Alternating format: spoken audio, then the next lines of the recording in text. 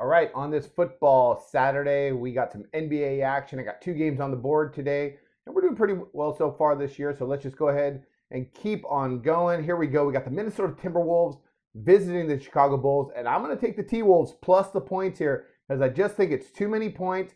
I don't expect them to win, but I expect them to stay within this number. Let's go ahead. Let's start breaking this down. Odds makers came out with a number 9.5, and Minnesota's played some really good defense this year. That was their focus at the beginning of training camp. The first few days of training camps, or even that first week, they did a lot of stuff without the ball, getting back to fundamentals, working on basic, proper defense, and it's paid off. They're one of the better defensive teams right now statistically in the league. I expect them to hang with Chicago because of this point.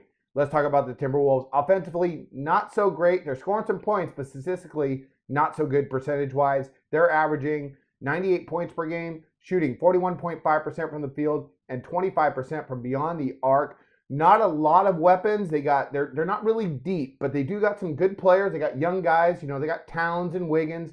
Kevin Martin is back and he's healthy. Rubio, good offensive point guard, and they need him to be a little bit better on the defensive end. That's where the only person they lack probably defensively would be Rubio, but the rest of the guys are stepping up.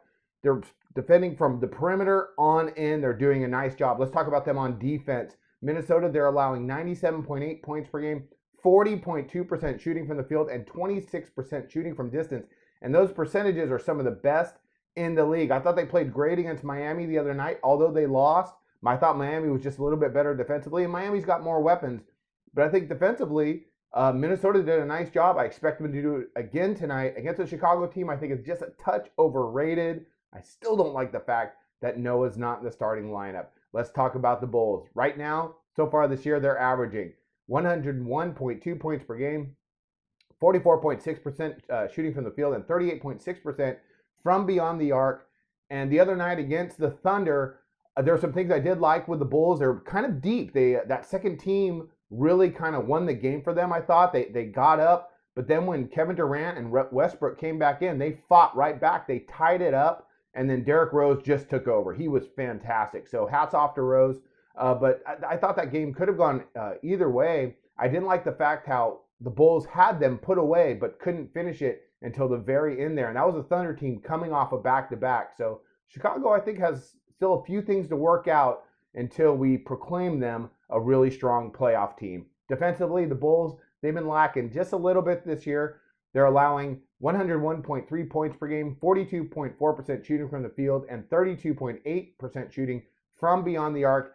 Okay numbers, not great. They've been sufficient. But tonight against a really young, talented, and good defensive team in Minnesota, I like for this game to be a little tighter than people anticipate. I don't expect Minnesota to win, but I also don't expect them to get blown out. So I'm going to take the Timberwolves here to be real scrappy and hang in with the Bulls in what should be a very interesting matchup here of some young talent against some, more veteran talent in the Bulls, like with Gasol and Rose and Butler. So it should be some good matchups. It's going to be a lot of fun in Chicago, and I wish you guys luck on your picks of the day.